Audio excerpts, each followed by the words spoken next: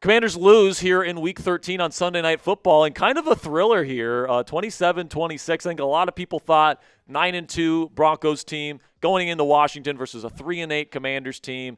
Even though the Commanders are coming off a bye, that the Broncos were going to dominate today, all that different stuff. That just wasn't the case. I thought the Commanders were extremely competitive today on both sides of the ball. They looked well prepared and well coached, both sides of the ball. They made plays on both sides to give the other chance opportunities to pretty much save the game for the Washington Commanders in this game, and they fought their way back time and time again. It looked like they were done at multiple points, and they fought their way back to just one play away from winning this ball game. Unfortunately, Nick Bonino happened, and he knocked that ball away, and we're talking about a 1-point loss for the Washington Commanders here on Sunday Night Football. They're 7th in a row. Before we get into my takeaways here today on probably the most encouraging loss you could potentially think of for the Washington Commanders here this week, make sure you click that subscribe button. Some good opportunities down the stretch here to play spoiler for some division rivals in the Dallas Cowboys and the Philadelphia Eagles towards the end of the season. As well as some opportunities for Jaden Daniels to come back and show us what he's capable of coming off of that elbow dislocation. So we're going to get you guys the latest injury updates this week. Looks like a number of Commanders could be back in the lineup this week against the Minnesota Vikings in a very winnable ball game, by the way, on the road.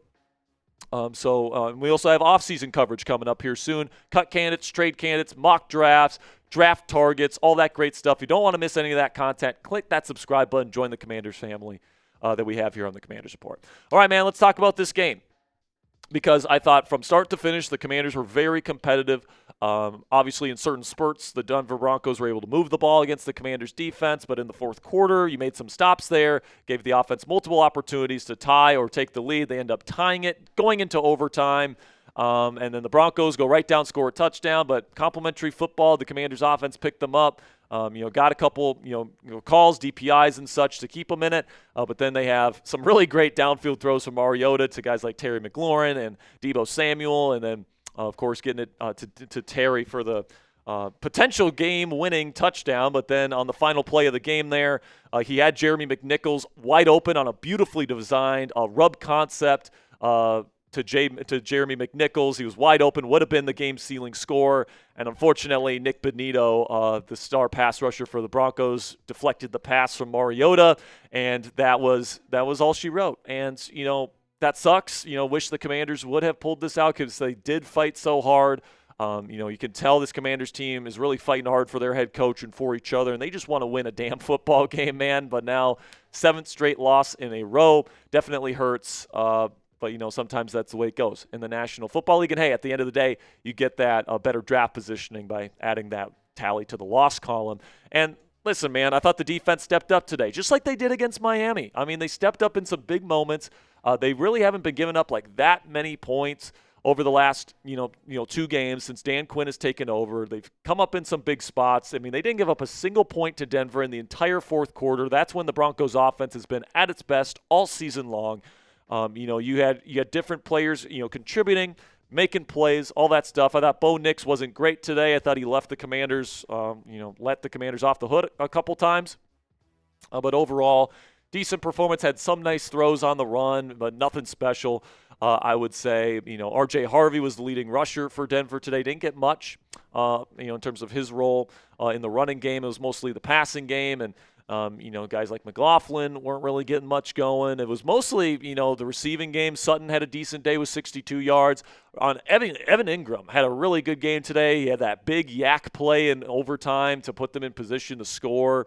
They definitely targeted him quite a bit, and he made an impact down the stretch. So, I thought the defense stepped up for the most part today, but I thought the one area where the defense was really lackluster was the pass rush. I mean, they really had the blitz to get to Bo Nix, in my opinion, today, or Bo just had to, hold on to the ball forever.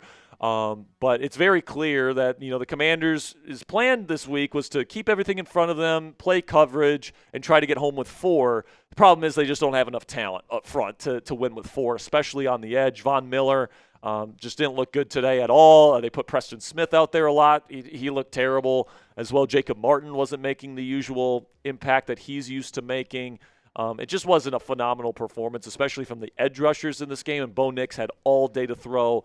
I thought the defense showed up in certain moments there. For sure, they played hard, but they certainly have their deficiencies. And one of those deficiencies is definitely the four-man pass rush. But now shifting over to the offensive side of the ball, and it's mostly positive on this side of the ball, to be completely honest with you. There's some negatives there. Mariota missed some throws. We'll get to him in a second. But, man, is it good to have Terry McLaurin back in the lineup, okay?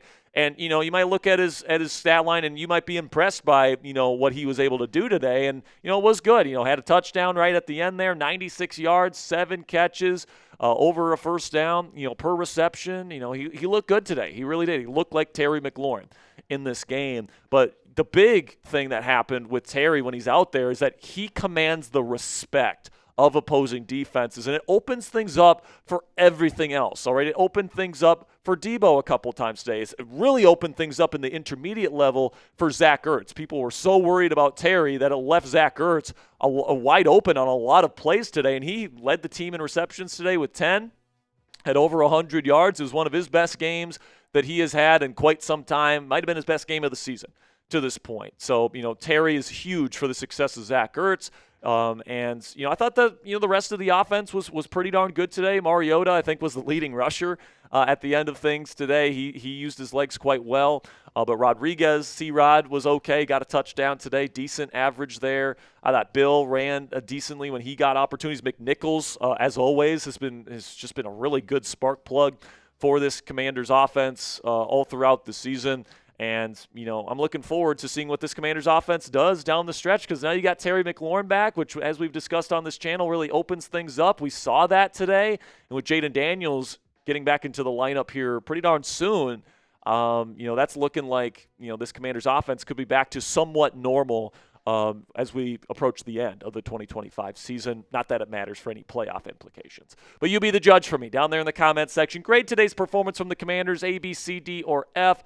They lost the game, so you can't give them an A, but I appreciated the effort, the coaching, the resilience, the mental toughness. I will give them a B in this game. I liked a lot of the stuff that I saw today. I really did. So hopefully we can see more of that as the weeks go on. I think we've seen some good things to build on in the Miami and now this game versus the Broncos. And, hey, when you lose these games, you improve your draft position. So not only are you showing some good things, some good foundational building blocks sort of stuff, but also you're improving your draft position at the same time. So really, you can really spin this to be like, this is the best case scenario for the Commanders the last 2 weeks. But give me an A, B, C, D, or F for today's pinned question. Just a second here, I'm going to tell you about our sponsor today at Ridge. And while I tell you about Ridge, get down there and give me an A, B, C, D, or F. And guys, are you tired of your bulky wallet taking up all the space in your pockets? Well, you guys probably already know about Ridge because they've been a sponsor here on the Commanders Report for quite a while for their unique, slim, and modern wallets.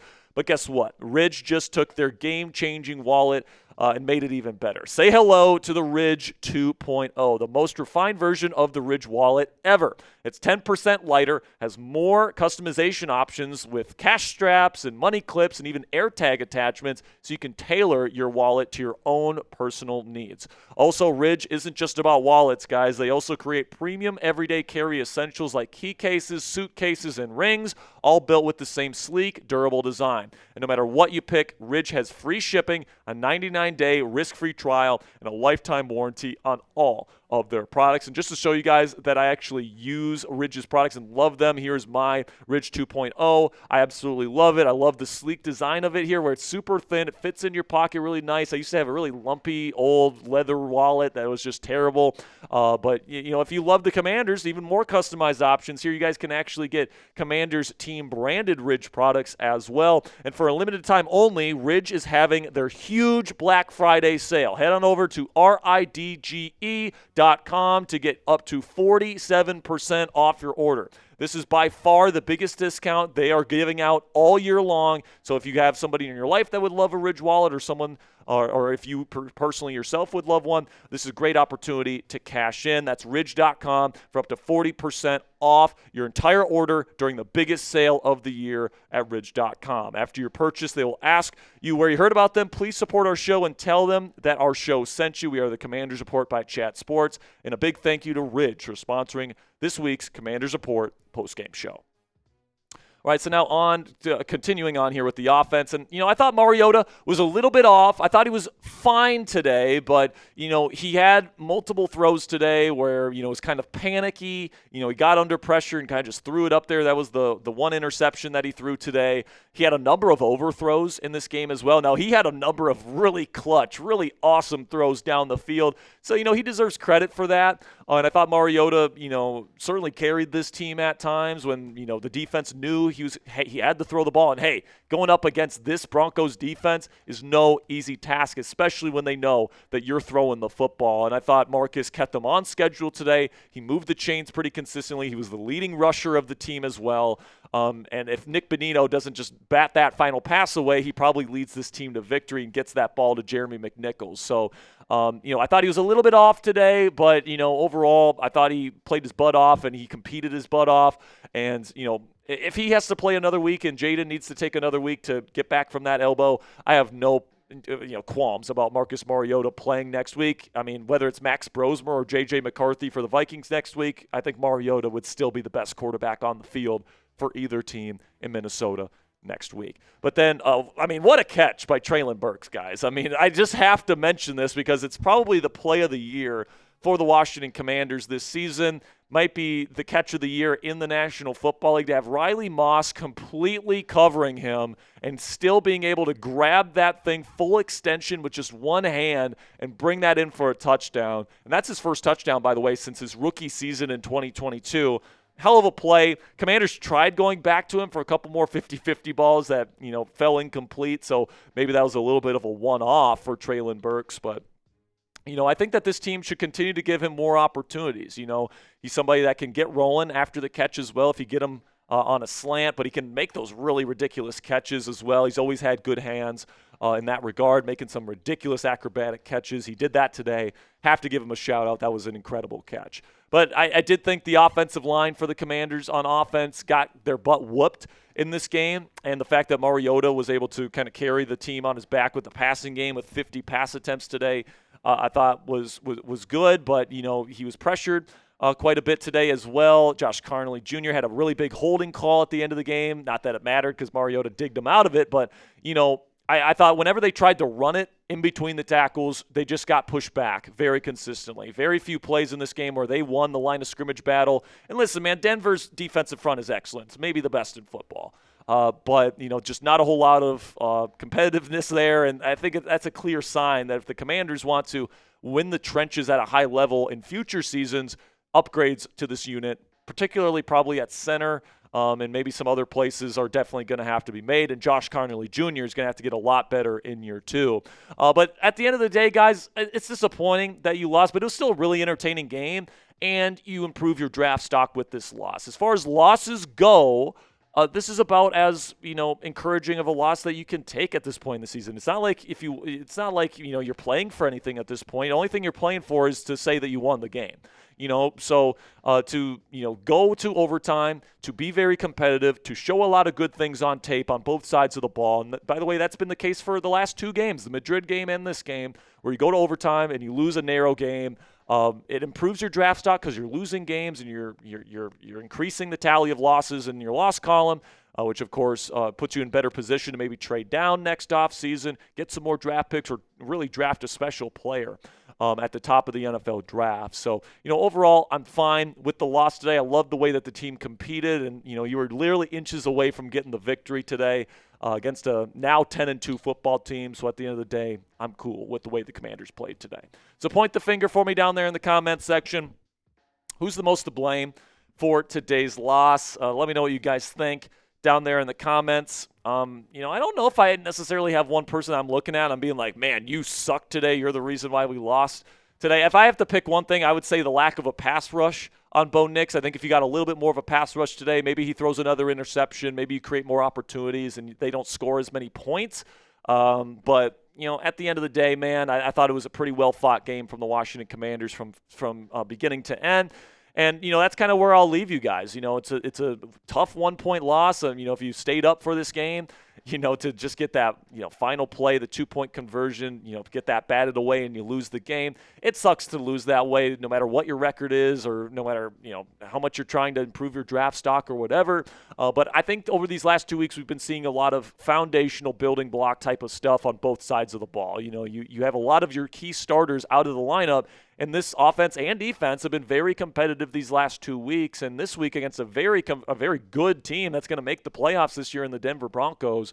So, you get some opportunities here, Minnesota, New York, maybe not the biggest high-flying matchups in the world, but then the final 3 weeks of the season, man, you're going to have, Jaden Daniels back. You're going to have Terry McLaurin, hopefully still healthy. You're going to have an opportunity to play spoiler to the Eagles and Cowboys at the end of the year. That's a really fun opportunity, even if the Commanders are not going to be going to the postseason this year. So overall, I'm trying to keep a positive mindset here, guys. I enjoyed watching this football game today, guys. I hope you enjoyed it if you watched the watch party with us here. But that's going to be it for today's post-game show here on the Washington Commanders Report. We're going to have another video for you guys tomorrow, maybe film takeaways.